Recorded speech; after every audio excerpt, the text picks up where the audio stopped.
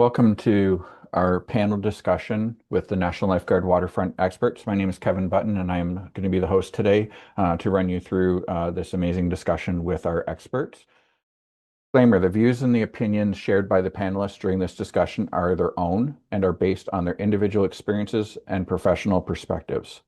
Comments made during the session do not necessarily represent the views of their employers, affiliated organizations, or the Lifesaving Society. The purpose of this discussion is to encourage professional dialogue, learning, and the sharing of perspectives within the aquatic industry. So we have 5 different panelists today. We have Eric Schendelman, Owen Hollowell, Jacob Fitz, Kathy Gelligan-Colby, and Scott Reddle. So I'll give you a quick information on each one of them. So Eric Schendelman is the safety consultant for Camp Safety Network and Life Squad, past president of Shendy Swim School and Ontario Camps Association, former day camp director and Crestwood and Valley Day Camp and Camp Arrowhead, and chair of drownings and supervised settings with the Canadian Drowning Prevention Coalition. And his expertise will be on the camp piece when we go into that. Owen Hollowell has 12 years of experience working on Toronto supervised beaches, 14 years of experience in the aquatics industry, international surf patrol and training experience in New Zealand and South Africa, and national lifeguard and standard first aid instructor, soon to be intermediate first aid instructor. And he will be giving us the City of Toronto perspective. Jacob Fitz, a National Lifeguard Waterfront holder for 20 years, waterfront experience across Eastern Ontario since 2008, including camps and municipal lake and river operations. National Lifeguard Waterfront and instructor examiner since 2012, director of Junior Waterfront Lifeguard Club from 2016 to 19, program coordinator for Waterfront operations 2020 to 2024, and overseeing training and operations at all 4 Ottawa municipal beach locations. Collaborates closely with emergency services, chairs the Ottawa Drowning Prevention Coalition, and he'll be talking with us about City of Ottawa's items. Kathy Gelligan-Colby, over 20 years of aquatics leadership experience with the City of Barrie, leader in waterfront safety, emergency preparedness, and lifeguard development, Lifesaving Society instructor trainer, National Lifeguard Swim lifesaving instructor and lifesaving sport, and safety auditor. Advocate for inclusive and innovative programming, including adapted aquatics, PFD loaner programs, and aquafit. Strong focus on partnerships with emergency services and community stakeholders, and she will be giving us the City of Barrie's processes.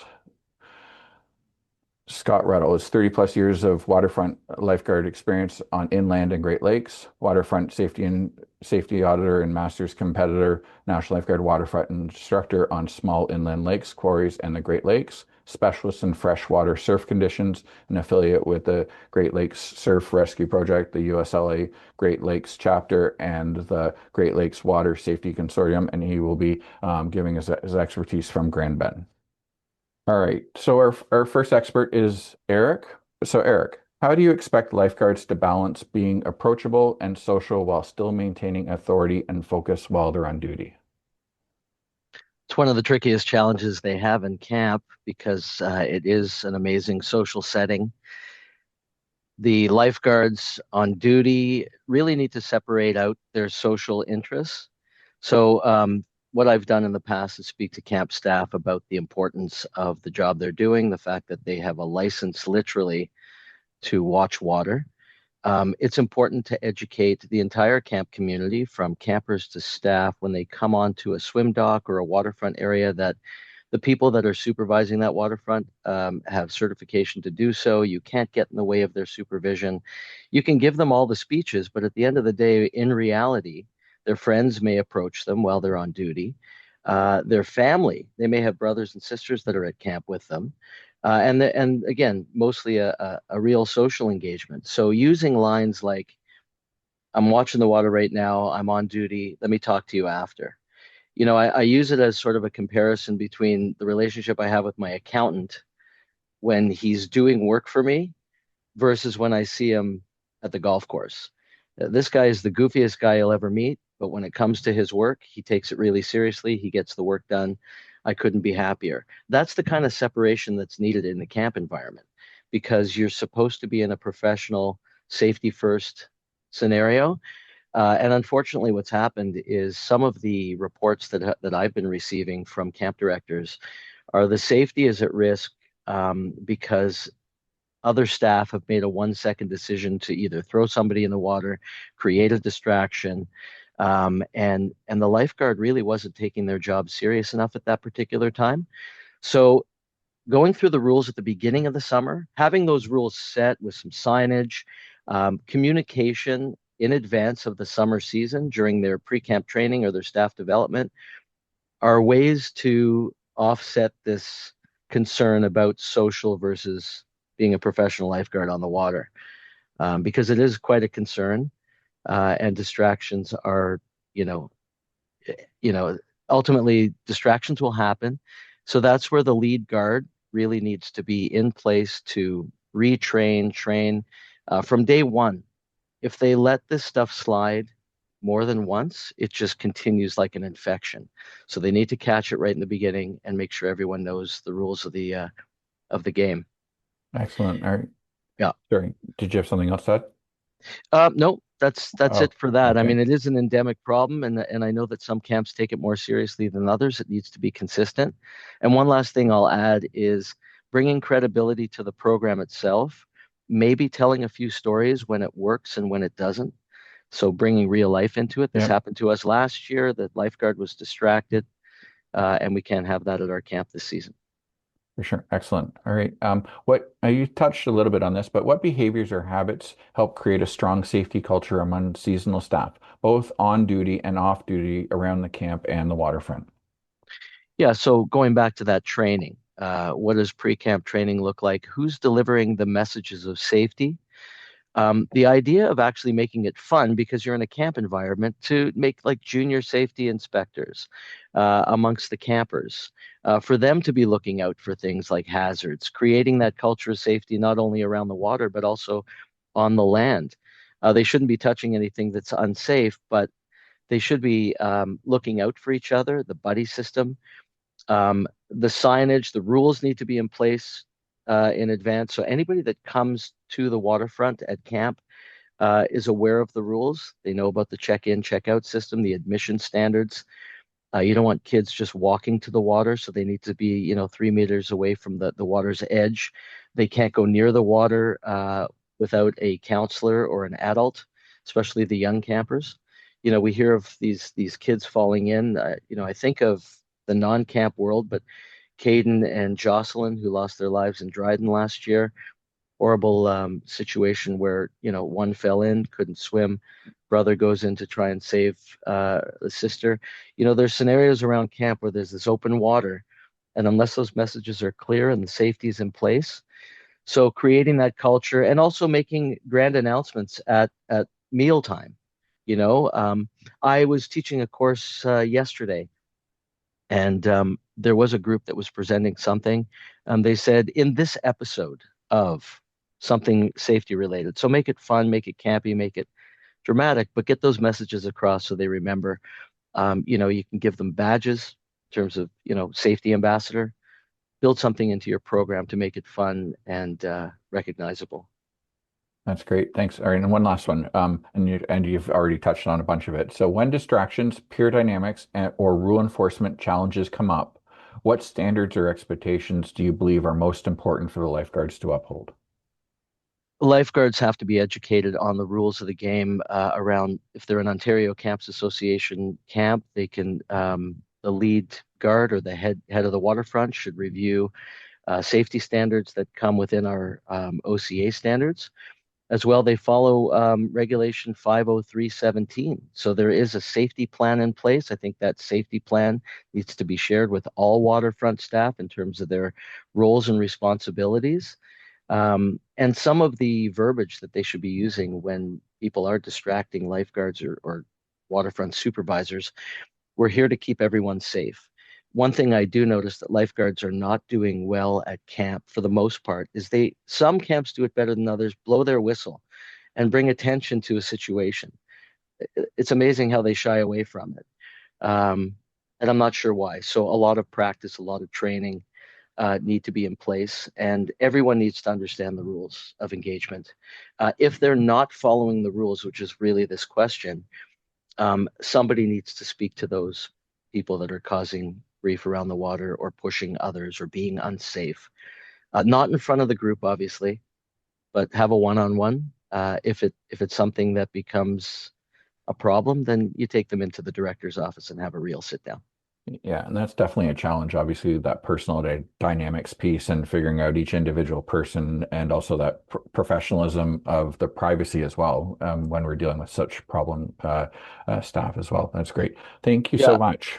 just to add one more thing, Yep. and that is document, document, document. Because if you don't have documentation of not only the incidents or accidents, but also the people that are causing some of the distractions, then uh, there's no legs to stand on when you pull them into the director's office. Yeah. All right. Amazing. Thank you very much. All right. Thank you. So next we have Owen's up. So Owen, what leadership qualities do you look for in waterfront staff supervisors to ensure strong team performance and accountability? Yeah, that's an important one and a tough one. It's important, obviously, as employers or as managers of a large program.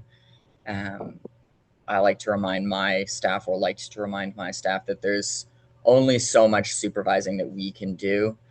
Even if I manage to spend 50% of my day away from my desk for a 7 day a week operation that maybe runs 10 to 12 hours a day, that still means I'm spending less than a quarter of the operation on site.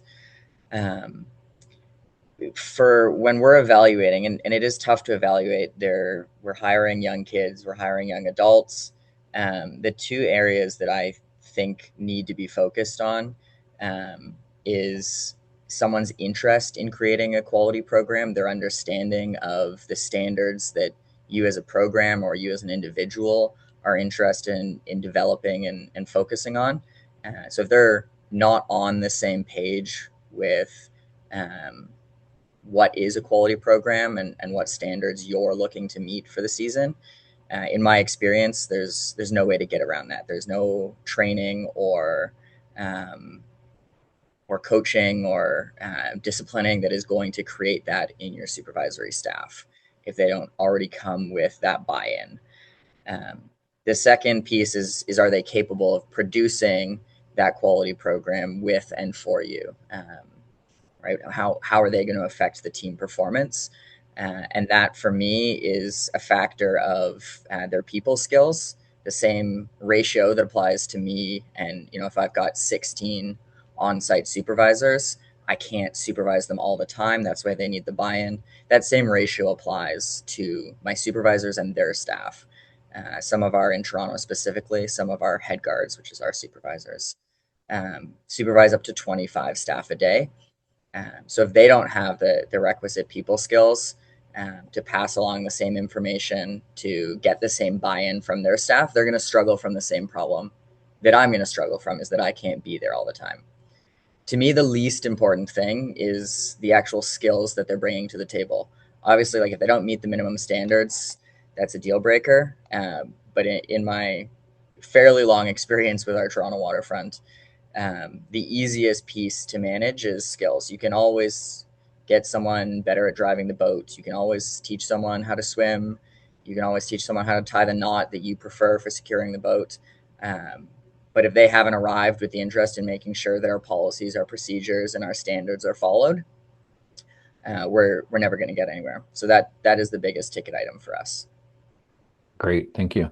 So another one, how do you prepare staff to stay rescue ready throughout a long, hot weathered and cold seasons on shift, and both mentally and physically? How do they deal with that, the highs and the lows of that? That is ultimately the question, for all waterfront supervision, or for all supervision, is how do we make sure that people are rescue ready?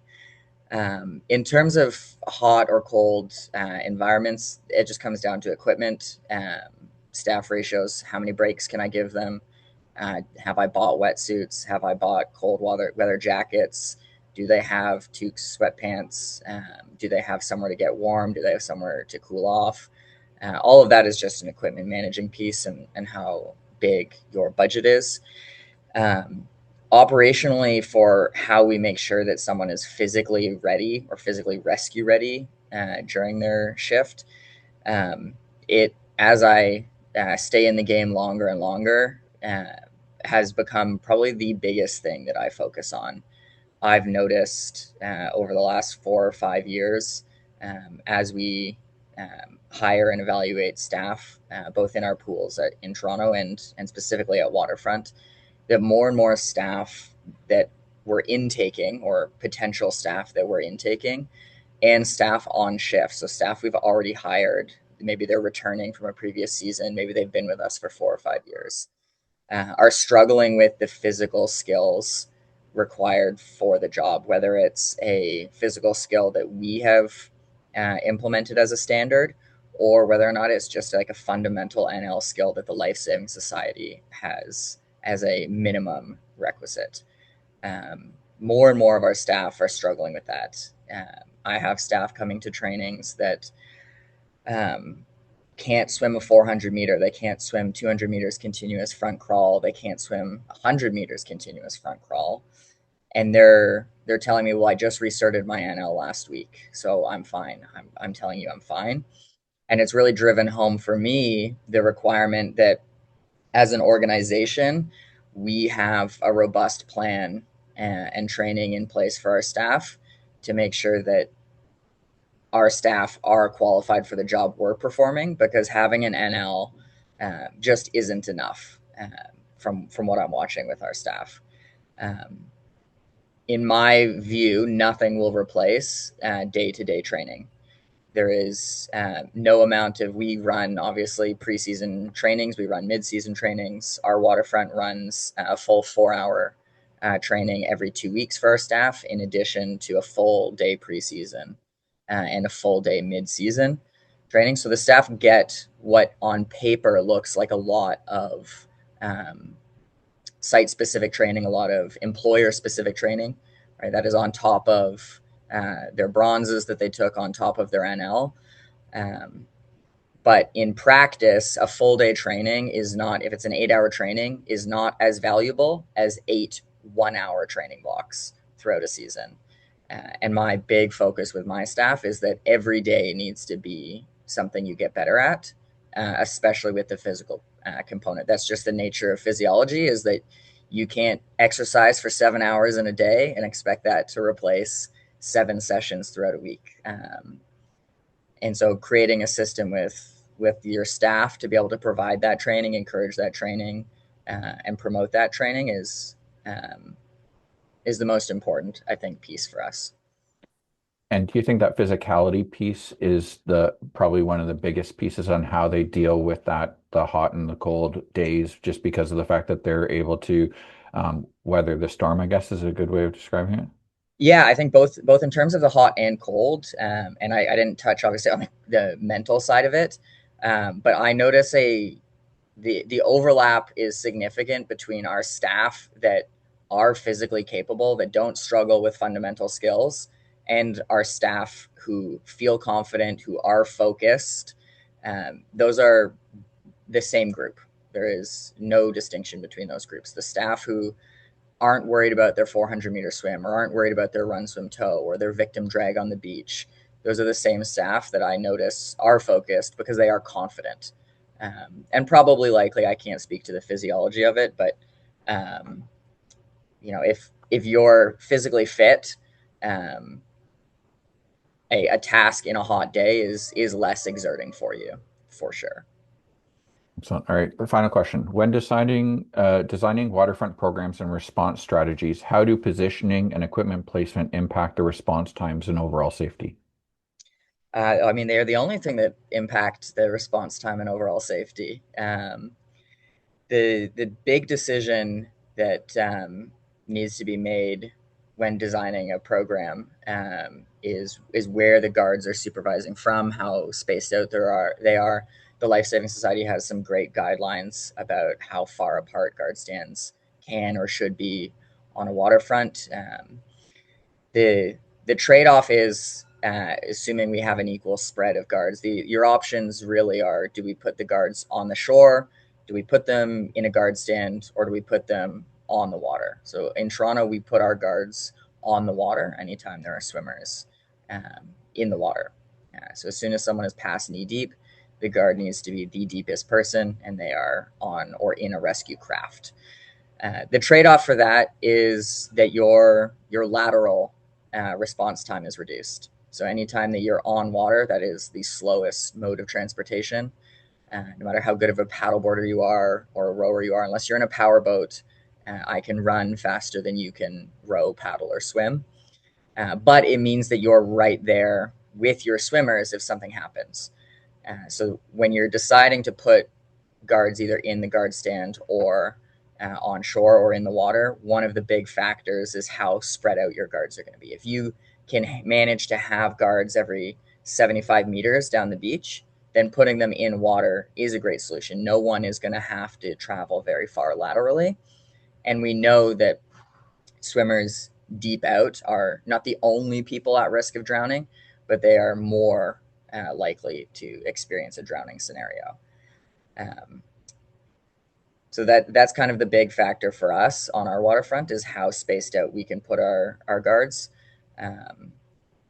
The additional piece, I mean, tying this back into training, is that I've noticed a lot of staff there are no wrong answers about how you set up a waterfront. If you want to put guards in a tower and they're going to run with a paddleboard, or they're going to run to a power boat, or they're going to run with fins, and we've put them in a tall vantage point where they can see great, you're going to have a better vantage point. You're going to see more from a tower for sure. That's not a wrong answer either. I think what I've noticed over the years is staff not understanding what their actual response time is. And that's as important as designing the environment itself, is staff understanding. We give a lot of leeway to our staff about where they position themselves. There are guidelines and rules, but we give a lot of leeway. And then it's really important for them to be able to make an informed decision. Okay, well, if I stay here, because I'm watching, a group of kids in front of me, so I don't want to go out and guard the swimmers that are really, really deep. That's a fair decision, but do they know how long is it going to take me to get to that deep swimmer if something happens, if there is an emergency? And in actual testing with our staff, I've noticed that people tend to really overestimate their ability level to get to someone, or underestimate the time. So in designing that environment, or in designing a waterfront, one of the things I would encourage is making sure that you've tied in a training piece so that whatever system you've developed, the staff understand, if I'm in the guard stand, the time to our swim boy, if you have a swim line, is X for me, because it's going to be different for different people. And am I, as the lifeguard, am I comfortable with that? And as the program, are we comfortable with that response time? That's great. Thank you so much. All right. So we have Jacob, who's up next from City of Ottawa. Jacob, what are some of the biggest operational differences between managing urban waterfronts and river waterfronts? Well, I'll start with river because it kind of builds off of what Owen was just saying. I think the biggest thing is teaching the staff that facility analysis, because nothing is static. So our water levels can go up and down, and because especially here in Ottawa, we're between dam systems. So on a Monday, your guard chair might be 5 meters back from the shoreline, and you show up on Tuesday morning and now it's 5 meters into the water. So it's not just teaching the staff to understand why you put a guard station where it is. It's teaching them the tools to make that decision for themselves, as Owen said, and making sure that they understand the whys behind all of that analysis, because you can't make a single decision about where the positions are or anything like that, because things change so often. So understanding those currents, the visibility is going to be very different from day to day. If we have a rainstorm on Saturday, Sunday, halfway through the day, all of a sudden a bunch of debris is floating down the river that wasn't there when they opened and did their initial hazards checks. So having to understand that they need to be able to independently make those decisions minute to minute, because no supervisor can be with all 10, 12 of their staff 7 days a week across everything. So it's really making sure that there's an understanding, not just of the policies, but of how the policies are created so that they can make those judgment calls. Another thing that we see different with rivers is you always know where the current is going. With lakes and a lot of waterfronts, it's predominantly going to follow the wind patterns or, tides, depending how large the water is. But with a river, even if the water looks like it's going one way, the actual current for anybody that's in the water is going to be going the same way all the time. So there is something to manage with that. Potentially, you're positioning yourself what looks like slightly further away from the swimmers, but your response time is actually faster because you're going to meet them where they move to within that current. And also understanding that the currents are going to be different depending how far you are away from shore. So it's a lot of teaching that judgment and reading the environment that they're in, so that they understand how to make those judgment calls based on all the tools that you teach them, and skills in their trainings. In terms of an urban environment, the biggest one is obviously just volume. Because there's such easy access, people can take public transportation, they can walk out of a restaurant and see that there's a beach right there. So there's huge amounts of people that are coming to visit the urban waterfronts, and not necessarily people that planned on swimming. Because it's such easy access, maybe they just, throughout their day, they arrived at the beach and they're there in clothes, but it's really hot and they decide to swim anyway. They didn't make a point of packing a bathing suit, loading the kids in the car with the floaties, and getting ready to head to a beach. They ended up there without necessarily planning it. So there's just open access, which is great. We love to provide all of those things, but it also means that the risk factors are very high with the people that come to the beach because they didn't necessarily come there to go for a swim, like an athlete who's there to do a workout. It's everybody. And then you also deal with a lot of distractions. You could have events, festivals, things where it is a draw to bring a lot of people to the beach. So having to manage that and preparing for it. But there's also days where you can't prepare. You could have a Tuesday that's just as busy as a Saturday. It's more depending on the weather. So it's difficult to prepare because there's such easy access. It's not like a provincial park where you're going to have a higher volume of people that show up on the weekends for camping versus a midweek. It could be any day. Other things with the urban centers that make it a little different than somewhere more remote. On the plus side, emergency services are very close. So response times when you do have those high stress situations and significant incidents, they can get to you pretty quickly because they're just by proximity relatively close, and we have a great working relationship with them so they can arrive quickly. The flip side to that is it is an urban center with a lot of calls, not necessarily lifeguard related. So when you get that kind of mid-level thing, like maybe a broken ankle, it's taking resources away from the team because there's so many other emergencies going on in the community. So it's understanding that if you have that worst case scenario, you're going to get a really quick response time, but you might lose some resources for an hour or two, even if it's something in that lower level. Yeah, and then the last thing for urban is there's no way to open or close. As much as you can communicate to the public, these are our hours. It's training the staff to understand that from the time you arrive to the time you leave, your eyes and ears need to be open because, yes, our official public messaging is that we start at this time, but people are there hours before you and hours after you. And so as soon as you're there, as you're setting up the equipment, as you're walking around, as you're locking up all the equipment at the end of the night, still keep that sort of scan going on and being aware. We do see a high volume of rescues outside our operational hours because we're not there to do the prevention interventions. Mm-hmm. Excellent. Thank you. So when delivering large-scale waterfront training, what approaches help staff stay engaged and prepared for real emergencies? So yeah, obviously with waterfronts, it's a little unique because your training season is limited by the climate. The ice is in for a certain amount of time. You can only get in and start your training once it's safe to do so for the lifeguards. So it becomes a game of planning, because bringing a large volume of people to get through a lot of training in a short amount of time, the it's easy to plan what activities and what goals you have for your activities. So the biggest thing that I find as you scale up to a large group are the logistics. So what we do is we bring in all of the staff to one centralized location, and we do a big training weekend to build the basics. So we think about our progressions as we're teaching through the National Lifeguard Waterfront. So we start with all the basics. We make sure that everyone has opportunities to use all the equipment, learn from each other. We have a high concentration of instructors all in one place with the team, so that they can learn those things.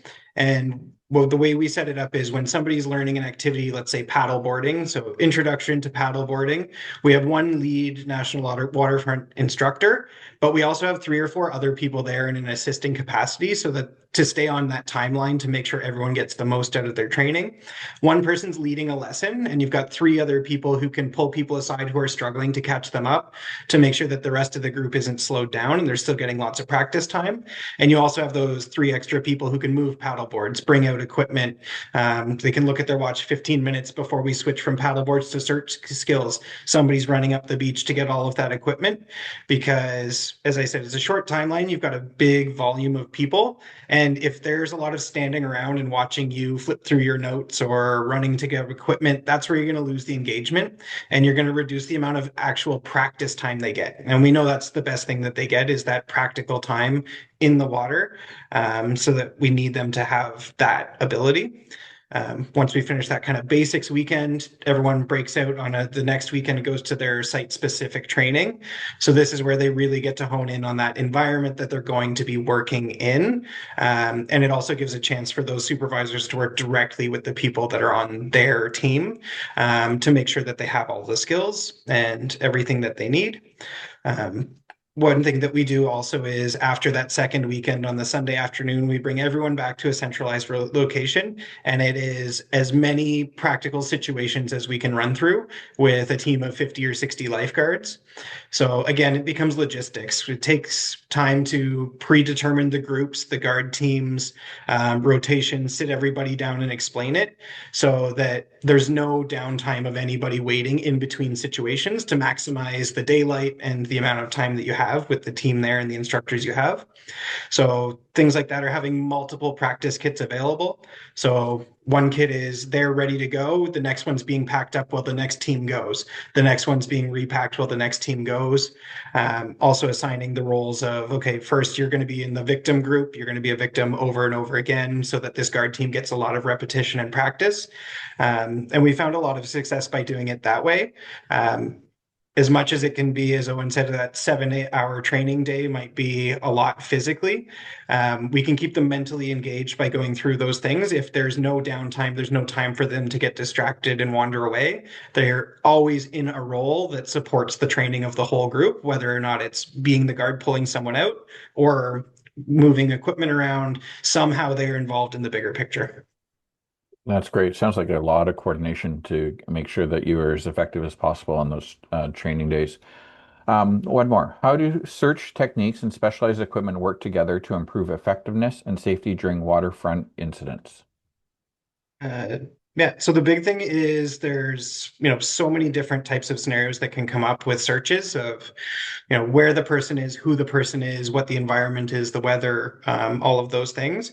So it's understanding the biggest thing for this is time matters. So the big goal is how fast can we effectively search the area that we need to search. So one thing that we've noticed with newer instructors is trying to teach them to focus on efficiency, and the speed will come. They come in having been a lifeguard, they step up into that their instructor role, and they're so focused on, okay, that search took 10 minutes, so we just need to be faster. But that doesn't really help staff to learn how to be faster. So we focus on teaching efficiency with the understanding that if you are efficient, your search times will come down more and more the more you practice, just by focusing on that. So understanding the different techniques and how it works with the big picture. So starting right from the communication. So one thing that we do is we have a poster on the wall of every staff office, and it's a flow chart of the questions you ask if somebody starts to indicate that there's somebody missing and you're looking for them, to help prioritize, okay, what are the actual most efficient ways to search in this scenario. So, I mean, key questions for, I think we're all lifeguards here, so you understand, am I looking for a child or an adult? Were they in the water, out of the water? Do they know how to swim, not know how to swim? Because if I have a 3-year-old who was last seen building a sandcastle, I'm probably not going to do a deep water search 100 meters from shore, because what are the odds a 3-year-old made it 100 meters? But I'm definitely going to be doing a search in that hip deep to chest deep water, because that's where they would have run into trouble. So it's maximizing our efficiency by looking through those different techniques. And obviously, equipment's going to make things more effective. I mentioned in the first question about our river environments. Visibility on a cloudy day is less than 2 meters in front of your face. So if you're not going in with your skin diving equipment, you don't have fins to cover long distances, you don't have a mask to be able to see what's in front of you, your search is going to be constant up and down dives, and you're not actually going to be able to sweep that grid pattern to cover the area of where you think someone is. So figuring out what equipment you need, where it is, which type of searches we're doing, and getting them there as quickly as possible. And again, teaching staff the judgment. One thing we often see with the new staff when they come in for a year is they do a shallow water search and they're ankle deep. And I tell them to, stand on the shore, look at my feet. If you can see my feet, you could do a visual search from shore. The search that needs to start physically is after we lose that visibility. So maximizing where we're searching with those different types of searches that we have right out of our alert manual. It's page 70, whatever. So just understanding that we have all of those different types of things available. And then one thing we teach for our beach supervisors is to understand your team. So one thing that we always want to do is bring out that last seen marker, so we have a solid point of reference of where are we starting the search, where we think the victim went underwater. I remember when I was a supervisor, I had a nationally ranked triathlete on my team, and I knew if a search was called, I was giving that kid the buoy, because he was going to be first one out there to mark it and start those random dives, while the rest of the team came out with the equipment to support and set up for the grid pattern. We don't want to delay any time by getting to the perfect setting of a grid search, because if you can find somebody in the 5 minutes it takes you to get that set up, even better. And we can move on in the chain of survival to our treatment, and while we're waiting for the rest of the team to cover that long distance to come and join the search. That's great. Thank you so much. All right, so we're moving on to Kathy now with City of Barrie. So Kathy, first question, what training approaches have you found most effective for preparing waterfront staff to work confidently and consistently as a team? I try to focus on 4 areas. The first one would be the scenario-based training. So back in the olden days, we used to do sits of terror and have like things happening at the same time. And it does happen at the same time, but I try to avoid like the really, like someone got run over at the parking lot while we're having this situation. So more realistic, like someone's doing a near drowning rescue, another lifeguard is dealing with a heat stroke in the washroom. So just more closely related to their daily duties. The other one is progressive skill development. So for this year, because we've had a few changes to our event schedule at the waterfront, we've actually had to start our beach training on May 2nd. So anytime we do beach training, yes, we've had hypothermia. It was 2 Celsius that day, even with the sun shining. So in May, we do a lot of our dry land training, jumping off chairs, using whistles, megaphones. Can we hear you blow the whistle? So every single thing that they do daily, we are doing in May. And then in our water portion, we go to our deepest pool, which is Peggy Hill, and we do our paddleboard, our skin gear. So then any new recruits that we've got joining the team, they already know in April if they're working the beach. And if they're doing the in-water portion and they can't keep up, I hate it when someone says to me, do we have to do our 400 meters today? I'm like, you're a beach guard? That is our warm-up. Don't even ask. And they're like, oh, okay, but I just did my research. I don't care. You're doing it again. It's part of training. And then the regular debrief and the reflection after training exercises. Was that enough time? Was that too rushed? How could we make this better? And then the building of the role clarity. Each beach supervisor gets to lead trainings. We have a training matrix. They've all filled in what training they would like to lead, and they've registered for the trainings that they're going to actually participate in, so that new recruits, all the other guards, can see that the supervisors can do all the skills. They're not just expected to supervise and lead. They can do everything that they can do. I can do everything they can do, just in slow motion, but within the time restriction. Right? So there's a whole bunch that they get to see and experience and think, no, we know which our roles are. So role clarity, especially during a real emergency, we do partner up with Barrie Fire, and we make our beach supervisors wear a high-vis vest. Granted, they wear a supervisor shirt, different from the lifeguard shirt, but when we have a real emergency, they put on the high-vis vest. So in our training, we put on the high-vis vest for them. So they're doing everything, so it becomes second nature. And then they work within that framework. So then if, let's say, it's the supervisor that ended up doing the rescue, someone else near seniority to them can step up in the lead role and then take over. And so that everyone knows what roles that they are doing. There's also even as simple as whistle drills, blowing your whistle, jumping out of the guard chair. That repetition just means then as a hearing impaired person, every time I hear a whistle, I look. And if I can't hear you on the beach, you need to blow your whistle. So I'm like the litmus test for how loud someone can blow a whistle, even from chair 6. If I can't hear you, you need to blow louder. And then just making sure that the rotating leadership, even in our preseason startup, they are also learning. They are teaching. So our leadership team is right in the water as well. And it just gets the buy-in from the senior or the recruits coming in that like, oh, if they're getting in, I'm expected to get in. And then because we also do a whole lot of preseason training with Barrie Fire, paramedics, Barrie Police does come down every once in a while to join in the fun. We also have Splash On, which is an inflatable water park. We do communicate with them and plan like a co-training, team building situation, whether it's in preseason or one of our first bi-weekly trainings. We try and do some trainings with them so then they know what our roles are and what their roles are. So their Splash On Park is within our swim area. Anything that's got to do with their guests wearing the life jackets, they deal with. But there are situations where we've had to assist them with extrication off of the water park. So we're trying to make sure that we are each other's backup, and makes good neighbors for It's training. really helpful for sure. All right. And then when developing emergency preparedness plans for waterfront, what key elements do you believe staff need to understand and practice most often?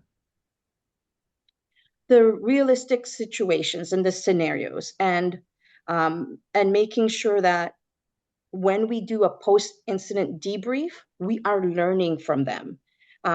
It doesn't matter how well you think you've planned out your training. If we're not getting feedback from the participants, our lifeguards, then how can we gauge whether we're really doing it? And most importantly, the follow-up from the training is when we have a real situation happen.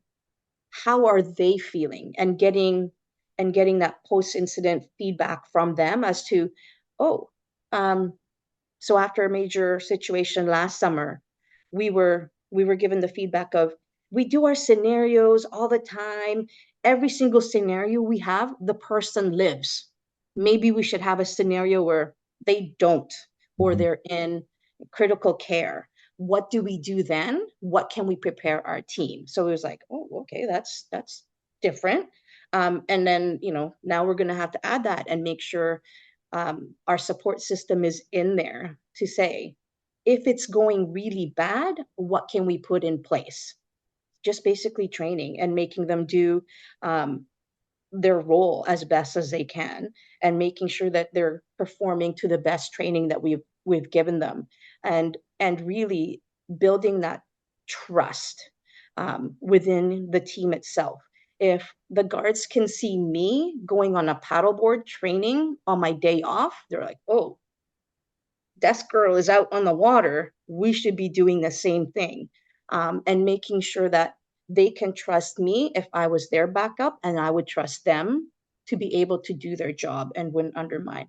Yes, there could be situations where the training really didn't sink in, and training the supervisors to pull that person aside and say, okay, where do you think we can help you? Where do you think that you didn't meet the standard for that skill? So just making sure that whatever we're working towards, and the emergency preparedness plan is available to everyone to see and work up to.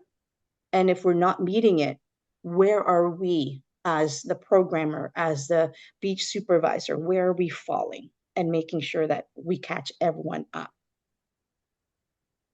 Excellent. Well, thank you very much. Um, all right, so we're going to move on to Scott, our final expert for the day, and talking about Grand Bend. So, Scott, what are the biggest challenges lifeguards face when working in Great Lakes and surf conditions compared to calmer waterfronts? Very simply, the three big things are the big things: size, waves, and currents. The first waterfront I ever worked at probably had about 50 meters of shoreline and maybe about 20 meters out into the water with a buoy line sectioned off. And we had three lifeguards covering that 1,000 square meter patch of water. In Grand Bend and in some of the larger beaches in Toronto, you're talking 800 meters of shoreline and possibly going as far as 100 meters out into the water to where you might have some buoys. Now you've got 80,000 meters of water that you're watching between a team. Waves. You're not going to see 4 foot, 5 foot, 6 foot waves coming into small little beaches where you have the guide camp. Even the city of Barrie, I think the largest waves I ever saw coming across Lake Simcoe may have been about 3 feet if I was really pushing it coming into the beach. And it's deceiving when somebody says, oh, there's a 4 foot wave. They think, well, 4 foot, that only comes up to my chest. Think about it though. When you're in the water and now your eyes and nose are at the surface of the water, that's 4 feet of water that is above you. And that wave is going to land on your head. And because we have windblown waves on the Great Lakes, you're going to hit or get hit every 3 to 4 seconds with a wave period that's coming in fast and furious. And finally, currents. We have rip currents on the Great Lakes. We have longshore currents. We have structural currents that set up. All of these things are going to push and pull swimmers in ways they never anticipated. With size comes just the ability to move and cover that distance. Owen mentioned running or moving between areas and supporting staff. One of the longest rescues I think I ever accomplished was to come from one of our north end towers, run almost 400 meters, and then have to swim out and support a multi-victim incident that was taking place.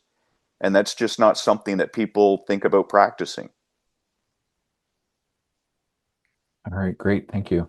So how does lifeguarding strategy change between managing a large waterfront environment versus a smaller beach or waterfront area? I know you talked a little bit about it, but some more elaboration? Sure. First off, fitness. You know, the number of pool lifeguards who come up to our facility and say, hey, I'm a lifeguard. I'm going to work here.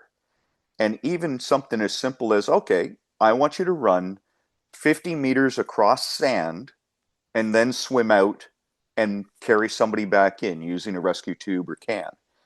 And all of a sudden they're like, well, wait a second, running on sand is tough. And it's like, you bet it's tough. And this is why you have to practice. And this is why you have to train. I always say that there's basically three types of days down on the beach. There's the training day, there's the prevention day, and there's the rescue day. And you're going to do one of those three things every single day you're down there working. And training should be a part of every single day. Whether it's after, shift is done, you go for a training run, a paddle, a swim. A lot of people incorporate their physical training um, prior to going on shift. I always like doing it after. I like to be fresh for my shift. And then just with the distances, communication. How are you going to communicate to your patrons who are coming to the beach, but how do you communicate between towers? And that's going to involve either flags, some sort of large arm signals or hand signals, or using a two-way radio system of some sort. And all of that leads to challenges as well. I mean, if you've ever used walkie-talkies between your staff members, you realize that it's actually a skill that you have to practice. Most of the times you have to learn how to be quiet and listen. Excellent. All right, and final question. How do advanced search techniques and skin diving skills improve a lifeguard's effectiveness during waterfront emergencies? Well, we already had Jake kind of talk about realizing you're going to be dealing with currents and visibility problems. And depending on which lake you are on and what the bottom is like, you can either have very silty bottoms that become and make the water turbid in just a moment of people walking across it. You can have cloudy, constantly cloudy water, like my friends down in Lake Erie. I mean, I never see my feet, even though the water is clean, it's often turbid. And then add the currents and the way things drift. This is one thing that I think we really have to look at as we've entered a new century in how we are doing searches. We're still relying on forming a chain of human beings and hoping that we kick a patient who's underwater. I think we really have to start looking at better technologies, whether it's using something like the handheld sonar unit that is for sale. I'll let you know that after trying to field trial that out in the Great Lakes, it seems to have a problem working in wavy conditions. I'm looking at trying to utilize either some side like fish finding sonar to see if that would work better. The number of times people are operating drones on the beach, and if they're flying and you have clear water, employ that as well. When it comes to using face mask snorkel fins, that's a skill that needs to be practiced. Once again, in a small waterfront, like a guide camp or a small municipal beach, yeah, if you get fins and snorkel on, you should be able to cover that swim area very quickly by scooting along the surface and looking down. If you're into a bigger lake, though, and the water's been churned up, you're going to be, once again, just kind of feeling blind and working around. And a well-practiced, efficient system, as was mentioned, is what is going to lead to a quicker recovery of a victim and hopefully changing the outcome, other than just hoping you bump into them in the next half hour or so. All right, thank you. That's great. First of all, I want to thank all five of you for sharing some great information. I think a lot of people will take a lot of this back and reevaluate how they operate, how they approach things. All right, so we are now in ending. I do appreciate everyone that has come and joined us. I appreciate everyone that has joined us when they come to the recording later on. Thank you to the five of you. We really, really appreciate all the information you have shared. If you do have any questions, please do email them to training@lifeguarding.com. Again, thank you everyone, and I hope you all have a great day.